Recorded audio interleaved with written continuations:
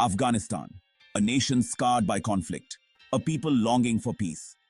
But with the Taliban back in power, a dark cloud hangs over the country, especially for women. Gone are the days of hard-won freedoms. In their place, a new era of fear and oppression.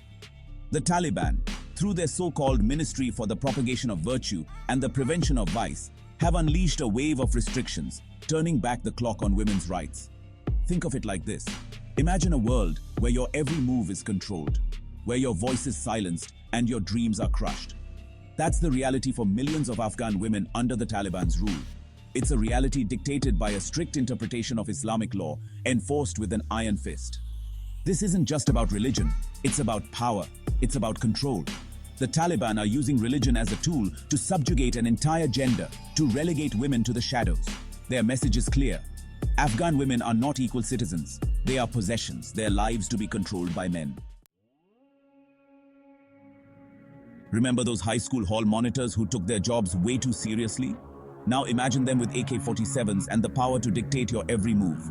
That's the reality in Afghanistan with the Taliban's morality police. These self-proclaimed guardians of virtue roam the streets, enforcing the Taliban's strict interpretation of Islamic law. Their targets? Women, of course. Their weapons?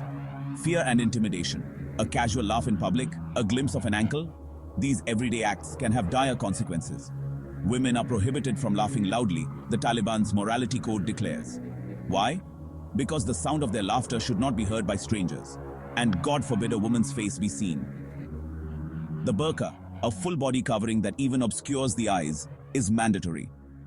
Women should not leave their homes without a male chaperone, the code continues. The mahram, as this male guardian is known, can be a husband, father, brother, or even a son. Without him, a woman is considered vulnerable, exposed to the evils of the world. This isn't just about protection, it's about control, about limiting women's access to education, employment, and even basic necessities. Imagine a life where you're forbidden from pursuing your dreams, where the simple act of going to school or work is a distant memory. That's the harsh reality for Afghan women under the Taliban's rule. Their lives have been systematically dismantled, piece by piece, leaving them trapped in a cage without bars. Education, once a beacon of hope for Afghan girls, has been extinguished. Girls are banned from attending secondary school, their futures sacrificed on the altar of the Taliban's twisted ideology. Women should not be seen as human beings, a Taliban commander chillingly remarked. Their role is to give birth and raise children. Employment too is largely out of reach. Women have been barred from most professions, their skills and talents deemed irrelevant. The few remaining opportunities are often restricted to fields deemed appropriate for women, such as teaching young children or working in segregated healthcare settings. For those who remember the Taliban's brutal reign in the 1990s, the current situation evokes a chilling sense of déjà vu. It's a stark reminder of the darkness that enveloped Afghanistan during those 5 long years. Public executions, amputations, and the systematic oppression of women became the norm. Music was banned, television sets were destroyed, and women were confined to their homes.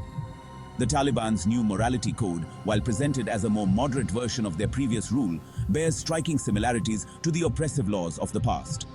The restrictions on women's dress, movement, and access to education and employment are eerily familiar. The world watched in horror as the Taliban implemented their draconian laws, turning Afghanistan into a pariah state. And now, history seems to be repeating itself. The international community, scarred by the memory of the Taliban's past brutality, is watching with a mixture of apprehension and outrage. The question on everyone's mind: will the world stand by and allow Afghanistan to descend into darkness once again? Section 5. The World Watches. Outrage and Condemnation. The Taliban's new morality law has been met with widespread condemnation from the international community. Human rights organizations have denounced the restrictions as a blatant violation of women's fundamental rights, drawing parallels to apartheid-era South Africa. These edicts are reminiscent of the Taliban's darkest days and are designed to erase women and girls from public life, said Agnes Callamard, Secretary General of Amnesty International. The UN has also expressed grave concerns, with Secretary General Antonio Guterres calling for the Taliban to reverse course and respect women's rights. Despite the international outcry, the Taliban remain defiant, claiming that their laws are based on Islamic principles and rejecting any interference in their internal affairs. This stance has further isolated Afghanistan on the global stage, jeopardizing much-needed humanitarian aid and economic assistance. Section 6. The Doha Agreement. A deal with the devil. The Taliban's return to power in 2021 was the culmination of a series of events, including the US-Taliban peace agreement signed in Doha in 2020. This agreement, hailed by some as a breakthrough, paved the way for the withdrawal of US troops from Afghanistan after 2 decades of war. However, critics argue that the Doha agreement was deeply flawed, failing to adequately address the Taliban's human rights record and their commitment to a negotiated political settlement. The agreement also lacked any enforcement mechanisms, emboldening the Taliban to pursue a military victory over the Afghan government. The rapid collapse of the Afghan government following the US withdrawal exposed the fragility of the peace process and raised serious questions about the deal's true intentions. Many now view the Doha Agreement as a hasty and ill-conceived attempt to extricate the US from a protracted conflict, with little regard for the long-term consequences for the Afghan people.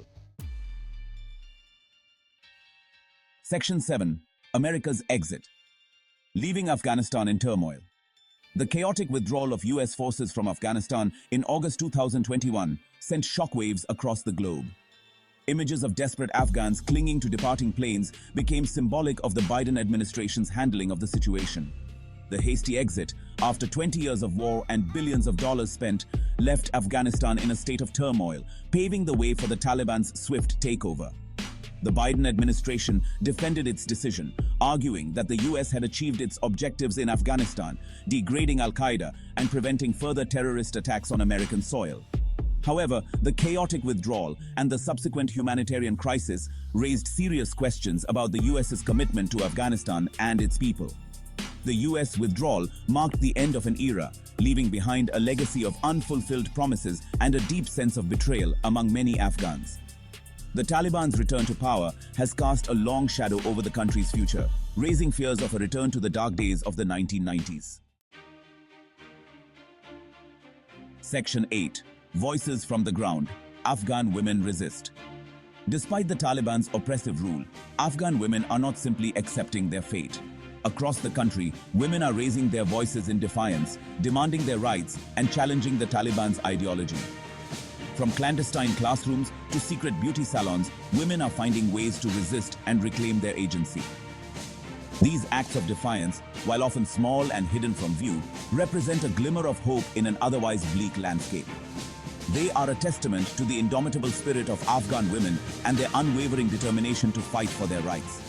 "We will not be silenced," declared one female activist, speaking on condition of anonymity. "We will continue to fight for our daughters, for their right to education, for their right to a future where they can live with dignity and freedom." Section 9. The future uncertain. A glimmer of hope. The future for women's rights in Afghanistan remains uncertain. The Taliban's grip on power shows no signs of weakening, and their commitment to upholding women's rights remains dubious at best. The international community faces a daunting challenge in trying to influence the Taliban's behavior and prevent further human rights abuses. However, amidst the despair, there are glimmers of hope. The resilience and courage of Afghan women, their determination to resist the Taliban's oppression, offer a powerful reminder that change is still possible. The international community must stand in solidarity with Afghan women, providing them with the support and resources they need to continue their fight for a brighter future. The path ahead will be long and arduous, but the struggle for women's rights in Afghanistan is a fight worth fighting. It is a fight for justice, for equality, and for the fundamental right of every human being to live a life free from oppression. Section 10. What you can do. Stand up for Afghan women. The crisis in Afghanistan may feel like a world away, but there are concrete steps you can take to make a difference. Here are a few ways you can stand in solidarity with Afghan women. Stay informed. Educate yourself about the situation in Afghanistan and share accurate information with others. Support organizations. Donate to reputable organizations providing humanitarian aid and supporting women's rights in Afghanistan. Contact your representatives. Urge your elected officials to prioritize the rights of Afghan women and girls in their foreign policy decisions. Amplify Afghan voices. Listen to and share the stories of Afghan women, amplifying their voices and demands for justice. Every action, no matter how small, can make a difference. By raising awareness, supporting those on the front lines, and demanding action from our leaders, we can help create a world where Afghan women and girls can live with dignity, freedom, and hope.